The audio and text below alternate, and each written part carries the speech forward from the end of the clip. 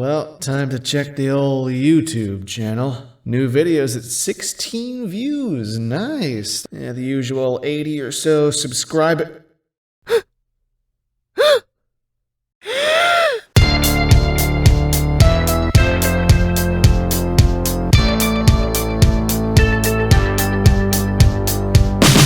Thank you to everybody who continues to watch the Alfredo-Meter and subscribe to the channel. We've hit 100, but I think that we can hit 200, 300, 1,000, a million, a billion subscribers. So many subscribers that we'll be able to go to the moon. I think we can get there. So thank you. Keep subscribing. And as always, I'll see you after the intro.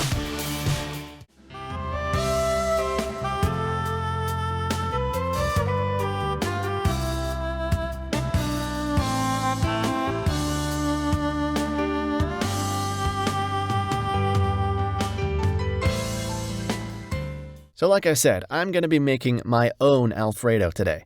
And by that, I mean I'm going to be making a recipe that I found somewhere else. I didn't make up this recipe myself or anything.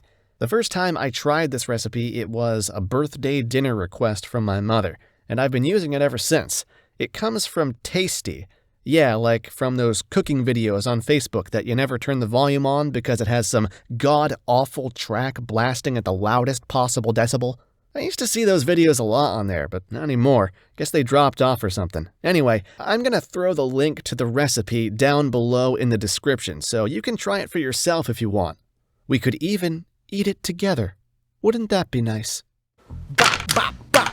Dice it, yeah, dice it. Oil that pop. Bloop, bloop, bloop, bloop, bloop. Chicken, chicken, chicken, chicken, chicken, chicken, chicken, chicken, chicken.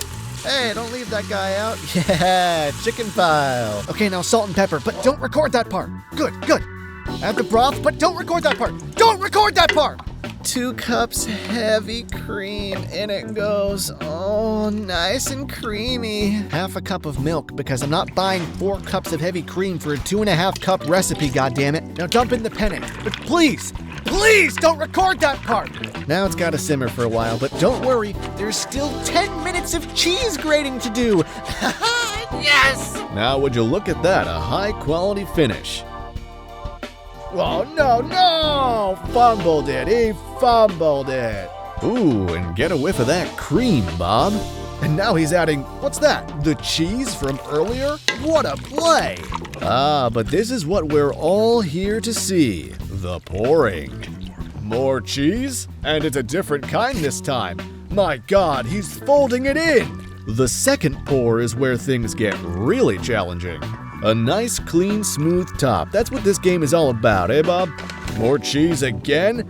Bob, if I ate this dish, that would be it. No more shitting for me. And into the broiler it goes. And the result? Oh yeah, looking real good. I couldn't have said it better myself. Now that's what you call an Alfredo, Bob. Nice. Woo. And it seems that Mr. Alfredo himself is in agreement.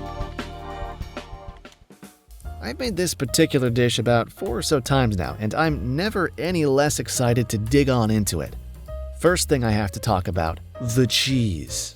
There's so much of it. It's 5 cups of cheese, and yet it doesn't feel like too much. The low broil does an excellent job of just crisping the top to a succulent texture and mixing the taste of the Parmesan and mozzarella together into an enlightened, matured dairy flavor. And to go along with that cheese, the thing that blends it all together, that creamy mixture, the aroma of that heavy cream as it boils its flavor into the chicken and penne is something that I look forward to getting a big ol' whiff of every time I make this. Now, because we just broiled rather than baked this dish, the penne doesn't have that full baked texture, but it does get just enough of it for a noticeable enhancement. And as I dig through this Alfredo, I'll always find little pockets where the cheese fell into, little cheesy treasure troves that titillate my tongue in the most exciting way. The garlic that gets put in with the chicken at the start also finds its way into permeating the entire dish, accenting the cheeses wonderfully. And hey, it's definitely filling. With more than enough heavy cream and cheese to feel like somebody just dropped a boulder in your stomach, you don't even need to eat all that much of it in order to feel stuffed. Which is great, because this dish makes for fantastic leftovers. I'd say there's almost no drop-off in quality from eating this after it's been heated back up a day or two later. Just look at that. The only thing I could see that might need some improvement here is the chicken. I do feel that perhaps it gets slightly overcooked while the rest of the dish is simmering. Other than that, it's fine, but that's it. The quality on this Alfredo is really good. And I mean really good. It's really good. I am awarding this Alfredo the title King of Cheese. Now, I know what you're thinking. Mass, you're just talking up your cooking. It's not actually that good. Come on. Well, don't take it from me. Take it from this guy. It was pretty good. It was good. It was good. It was good. It was pretty good. It was really good though, actually. Actually, now I'm thinking about it, it was pretty good. It could use a little more sauce, but it was pretty good. The reason it doesn't have sauce is because, the way you cook it in with the milk and the broth and everything, so. Now, here's where things get a little tricky. The price of making this Alfredo is the only thing that really stops me from making it all the time. Altogether, the ingredients usually cost me somewhere around $20 to $25, varying depending on where exactly I'm shopping. The Parmesan is the most egregious offender here, costing about as much as the chicken for just one wedge. I'd wager you could probably find it for a little cheaper than I did this time, and I'm pretty sure that I have in the past, though I don't remember the exact number. That price is, as I have stated before, very expensive for an Alfredo. But alright, I'll take a look at the context here. I'm not just feeding one person with this. I'd wager at one time, this dish could probably feed up to 7 or so people, which is way more value than you get out of buying just one meal from a restaurant. Also, for what it is, for the quality I'm getting, I don't actually mind the price all that much. I'd love if it was cheaper, but as a friend of mine likes to say, as it is, so it shall be. I think it's worth it. For price, I'm giving this one a get the wallet ready. Overall, I'm giving this Alfredo an 8.5. What? The king of cheese an 8.5? Yeah, well, the thing is, with this one, I gotta make it. Put my time into making it, it takes like an hour. And I can't be putting my time and energy into things that don't make me money. Not in this economy.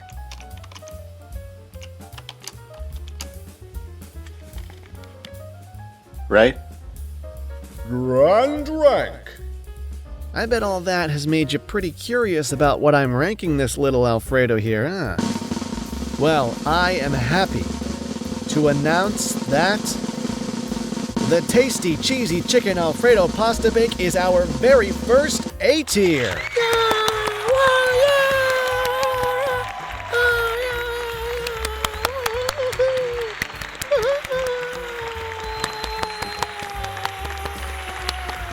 No.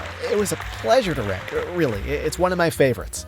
Now, as you may have noticed, this channel recently surpassed 100 subscribers. That's right, the big 100.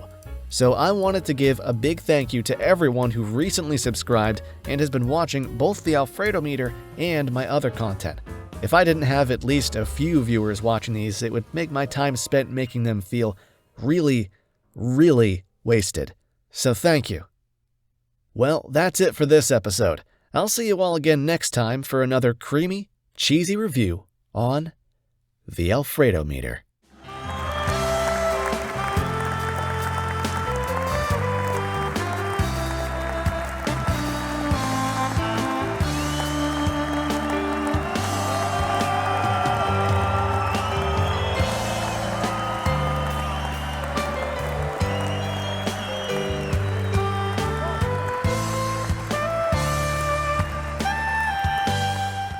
Could use a little more sauce though, but it was good.